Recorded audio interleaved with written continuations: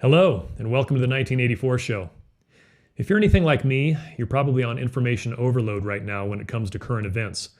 Just past its midpoint, the year 2020 has brought us an impeachment, a Chinese virus, draconian measures, quarantines, masks, school closures, riots, burning, looting, the rise and fall of a new sovereign nation within the borders of our republic, and the establishment of the irrefutable fact that all white people are racist, unless you happen to be an NBA team owner or polish the shoes of someone whose skin is darker than yours. And we haven't even really entered into the election season yet. I don't know about you, but my head is swimming as I try to process what I'm seeing. And here's the thing. To see it all happening isn't a huge shock. We've all seen the strife and division, polarization in our society for quite some time now. In some respects, what's surprising is that we haven't seen what we're currently witnessing until now. But what I'm having a difficult time coming to terms with is just how naive we have become as a people. And trust me, I'm including myself as being one of the naive. See, I remember growing up in the 80s, and as a kid, seeing my parents' voter guides laying around on the kitchen table when election season would roll around. I'd leaf through them and see the various candidates who were running for office.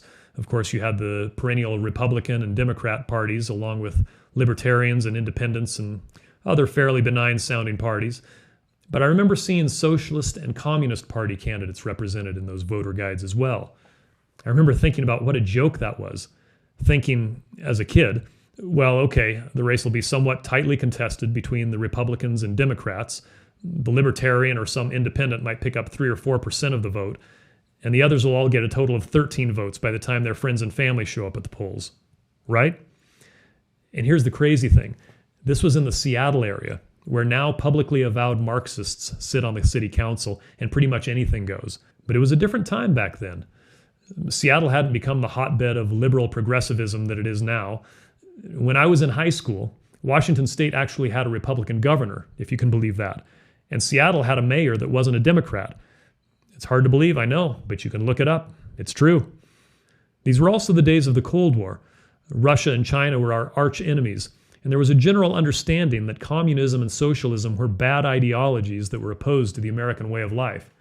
Add to that the fact that Ronald Reagan was in office, and he was constantly reminding us that these ideological enemies would gladly strip us of the newly recovered prosperity that we were experiencing in the 80s. And you have a totally different set of circumstances than what we're experiencing today. Our school textbooks had entries on Karl Marx and Vladimir Lenin and Joseph Stalin, and they were not flattering. We were taught that nations that followed their lead ended up in widespread poverty for the masses and oppression.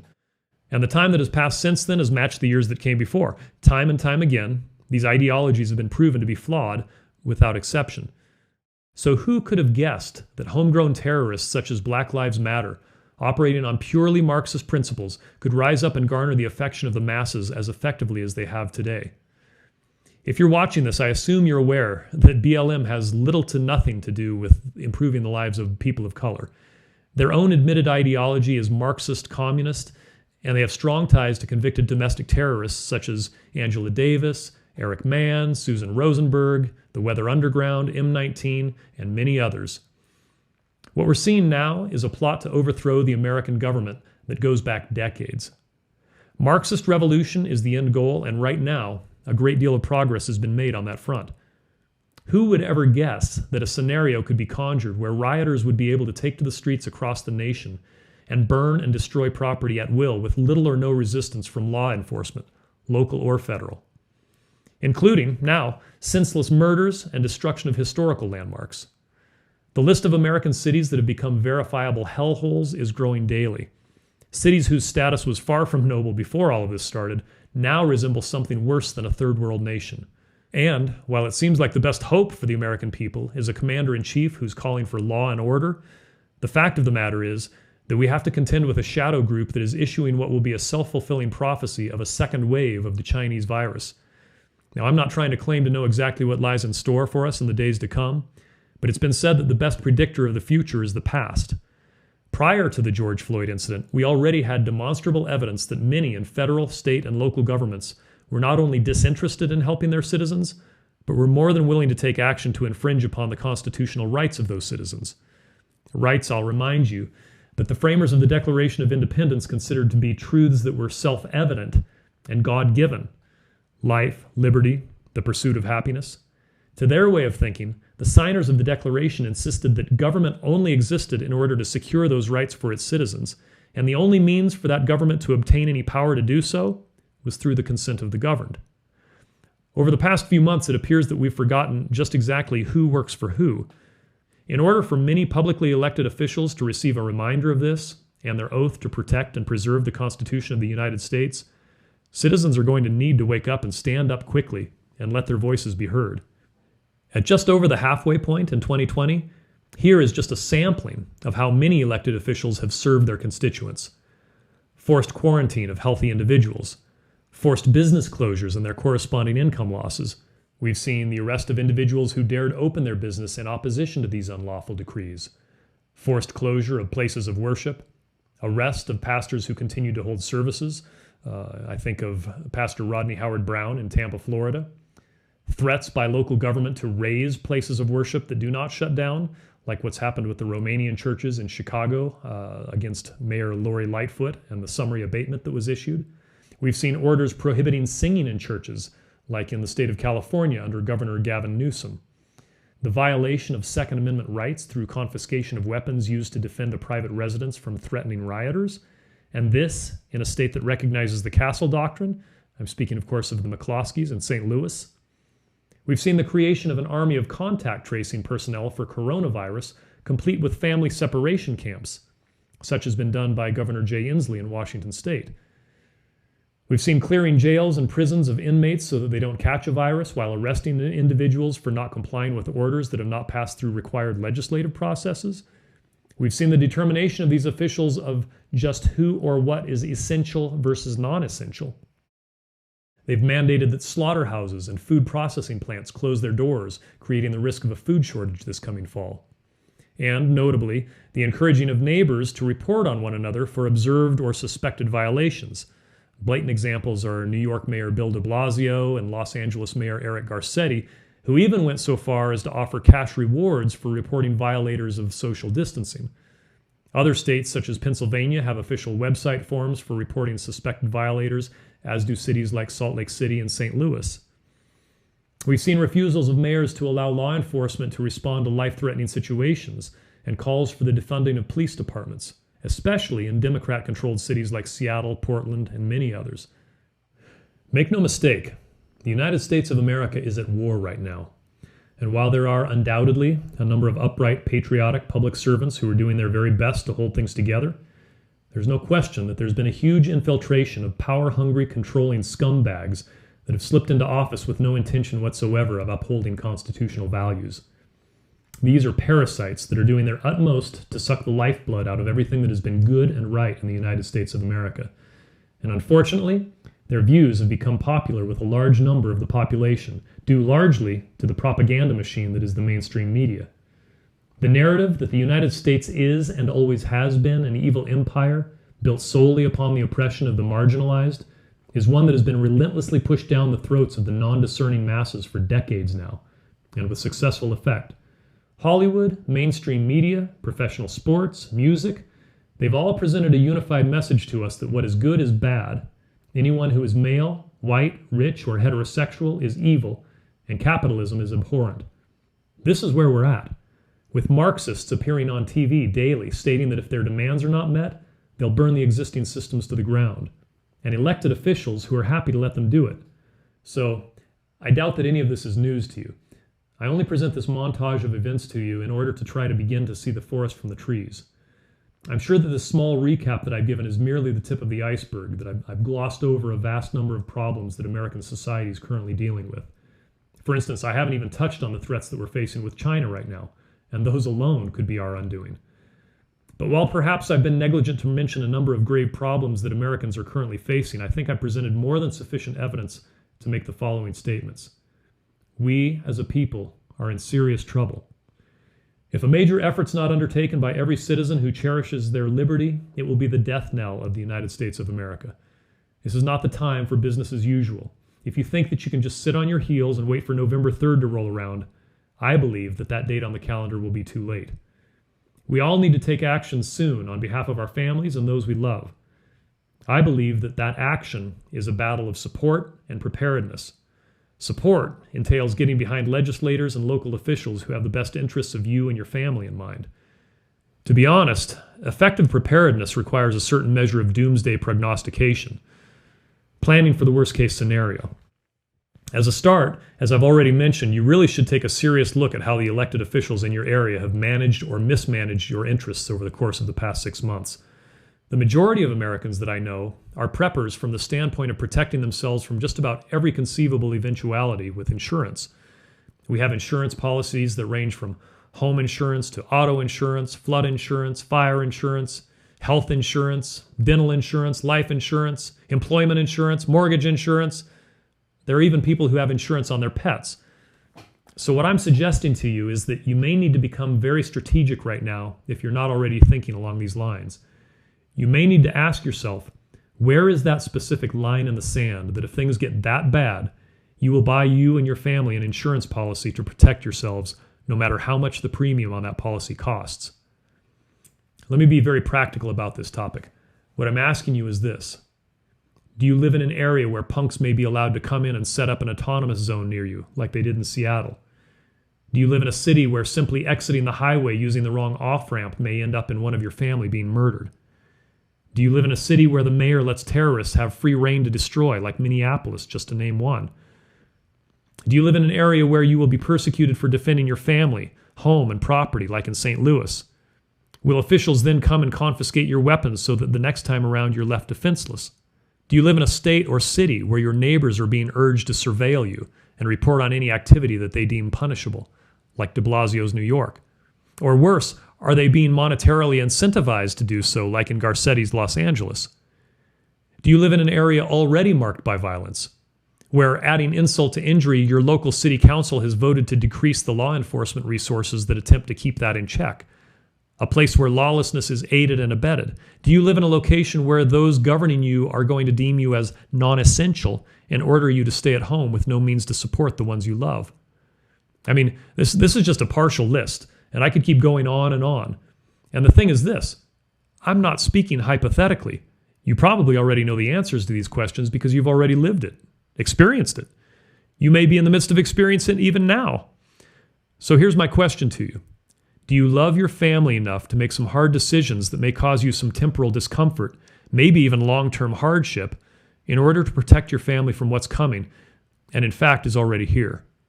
Is there a line in the sand that you can identify that if the government or BLM or Antifa or your neighbors cross that line, you say, that's it, we're out of here? And my second question is this.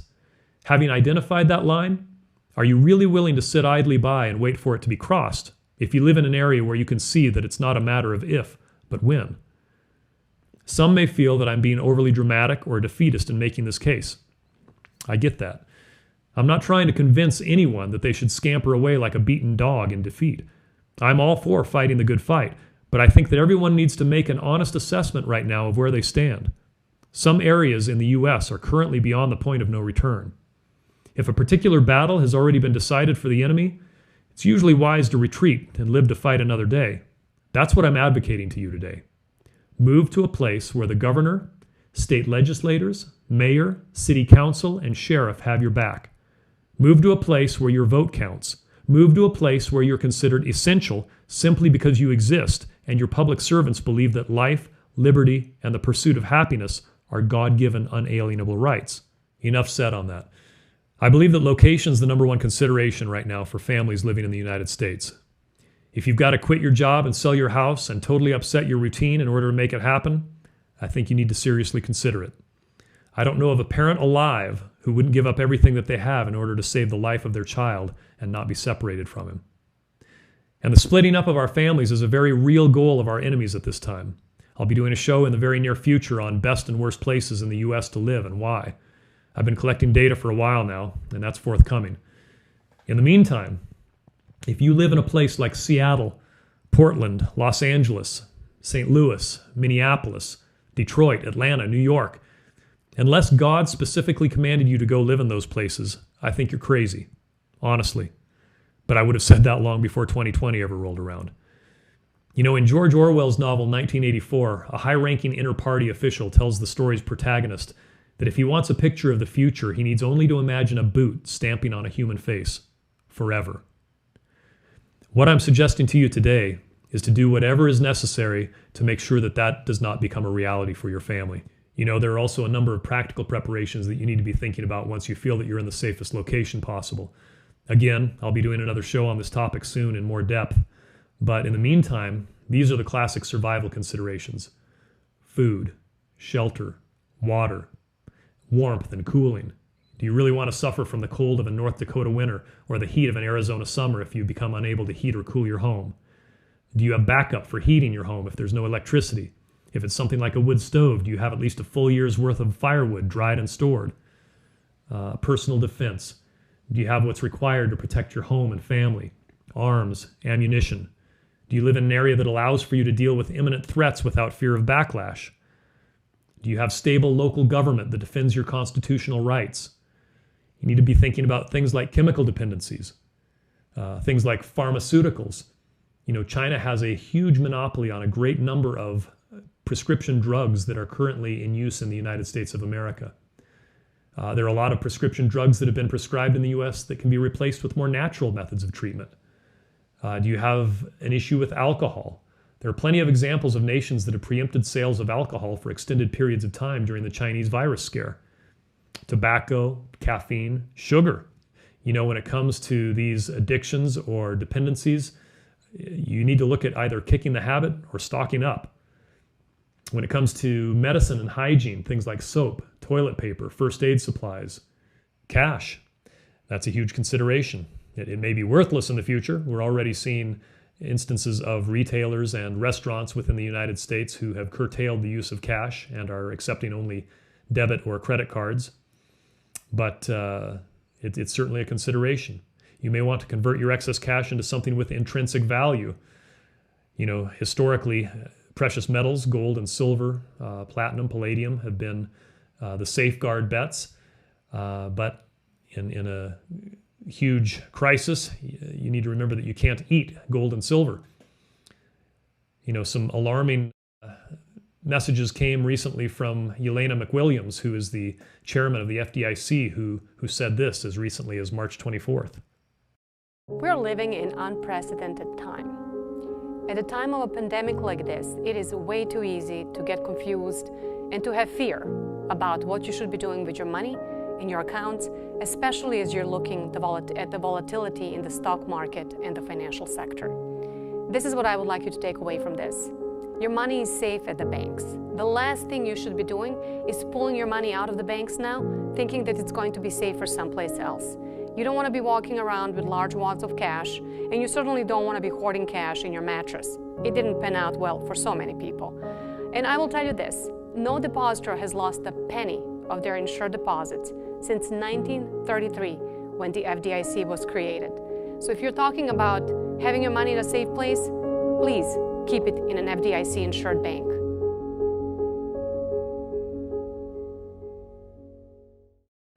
Now I have to ask you, if someone involved with a bank tells you not to take your cash out, there's only one reasonable thing to do, and I'll let you figure that one out on your own.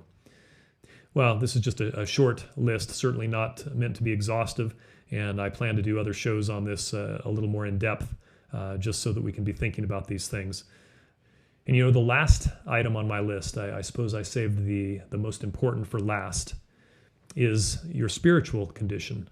I think in preparedness, and not just you, but that of every member of your family. If you pay attention to no other thing that I say, please heed this. Nietzsche is claimed to have stated that God is dead and that we have killed him. And Alexander Solzhenitsyn summed up that from his childhood, he understood that all of the disasters that had befallen Russia stemmed from the fact that men had forgotten God. I dare say that the same can be said of the United States of America today. And now when I speak of God, let me be clear that I'm not speaking about a concept or a philosophy. I'm not speaking about Allah or Muhammad. I'm speaking specifically about the creator of heaven and earth and all that exists, the God of Abraham, Isaac, and Jacob, who revealed himself fully through his son, Jesus Christ.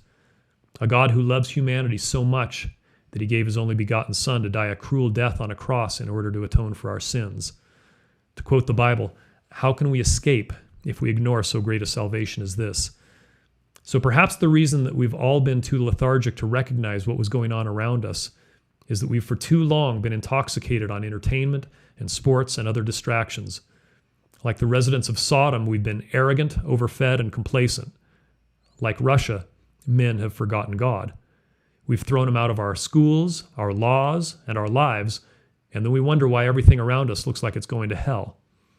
I would plead with anyone who is hearing this message to search your hearts and cry out for mercy and forgiveness for yourselves, for yourself, your family, and the nation of the United States of America. A long time ago, God revealed himself to the prophet Jeremiah and said, "If at any time I announce that a nation or a kingdom is to be uprooted, torn down, and destroyed, and if that nation I warned repents of its evil, then I'll relent and not inflict on it the disaster that I had planned." It may not be too late for our nation. If enough people were to turn from their sinful ways and cry out to God for mercy, who knows what he might do on our behalf? Regardless, make sure that your family is spiritually prepared for the days to come. With so much talk by governments and leaders about such things as contact tracing, family separation camps, House Resolution 6666, immunity passports, and the like, it's not outside of the realm of possibility that you may not be able to buy or sell unless you receive a mark that pledges your allegiance to the systems of man rather than the maker of heaven and earth. Are you ready? Are you prepared for that kind of event? Are your family members? Don't be caught unprepared for this. The book of Revelation tells us that if anyone worships the beast and its image and receives its mark on their forehead or on their hand, they too will drink the wine of God's fury, which has been poured full strength into the cup of his wrath.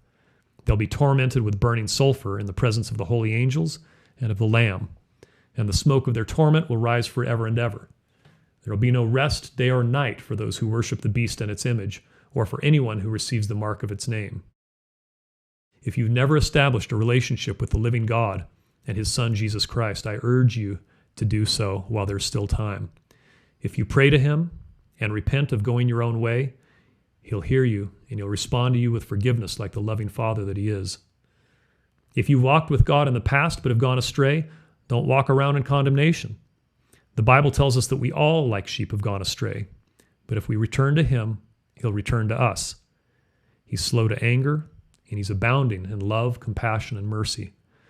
Trust me when I tell you that there's a very real heaven to pursue and an equally real and terrifying hell to avoid. God's made a way of escape for you. Please avail yourself and your loved ones of his plan for your lives. If you need help or more information in regards to anything I've discussed here today, please contact me. I'm happy to serve you in any way that I can. I leave you with the words of God to Joshua.